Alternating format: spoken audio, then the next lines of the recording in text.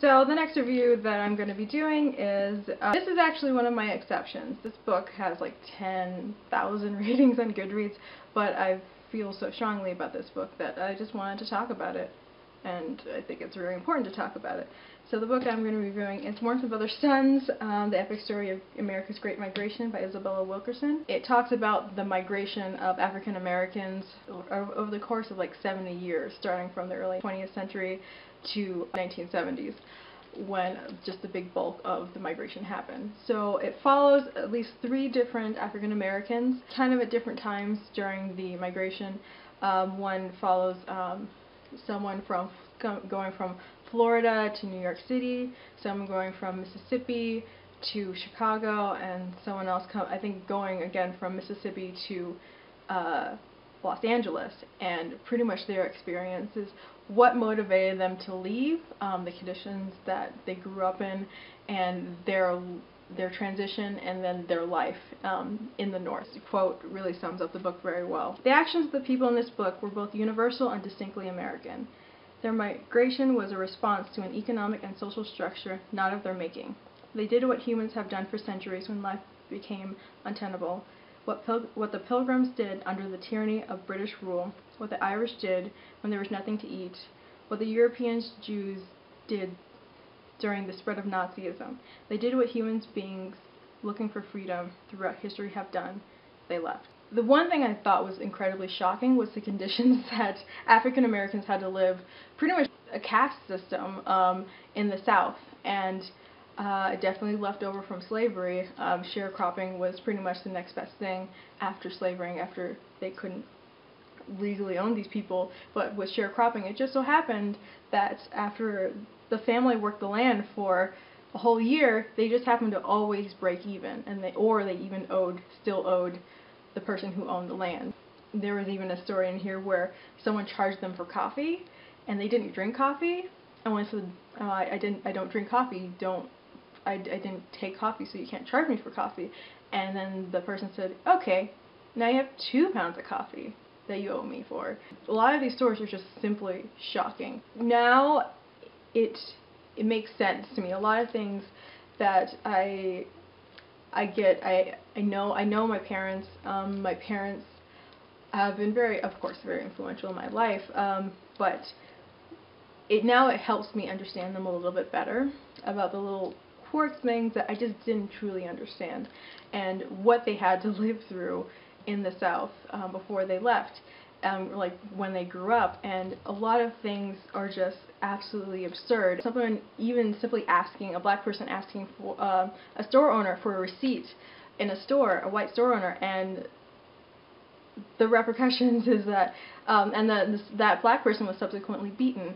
There are stories of someone coming back from war and wearing their uniform, and then just a bunch of people demanding that they take off their uniform and walk home naked. There's even an instance where a woman, she actually is dressed nice, and then the police officer sees her, and he says, "What are you doing dressing like a white woman? Take off your clothes now and go home." And she's in public. It's just so insane. And there's even a moment where there's a person who is waiting for gas at a gas station, and everyone knows the rules that black people don't get served until all the white people have gotten served. But it's a huge line, and it's taking so long, so he decides, I'm gonna leave now.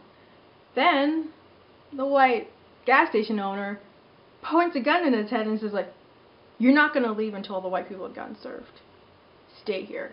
And it's just crazy. My jaw was dropping pretty much throughout this whole book, and I think the important thing about this book is that if you're interested in American history, read this book, because this is American history.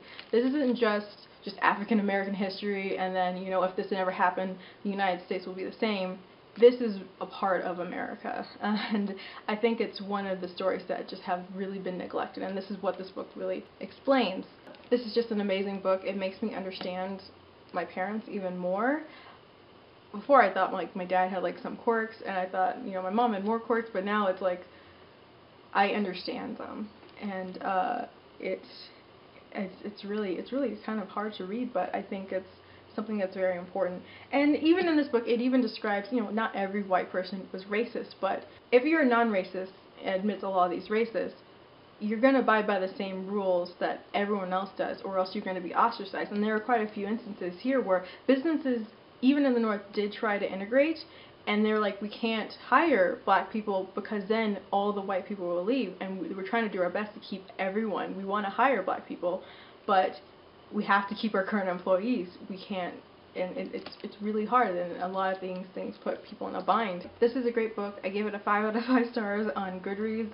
I highly, highly recommend it if you're interested in American history and just to understand. I mean, this is accessible for everyone, and the stories that you see in this book, it's totally understandable, and it's really personal. Like following these 3 people, it's almost like a novel, but it's kind of scary how real all these things are. But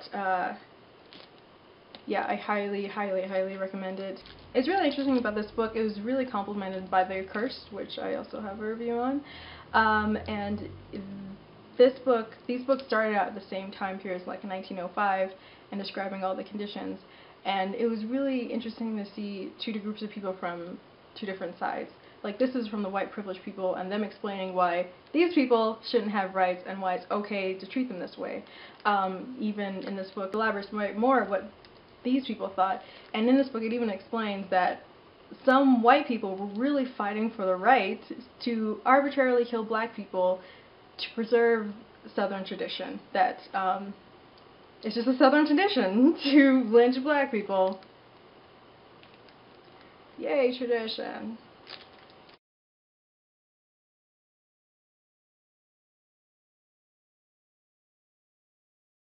Ah!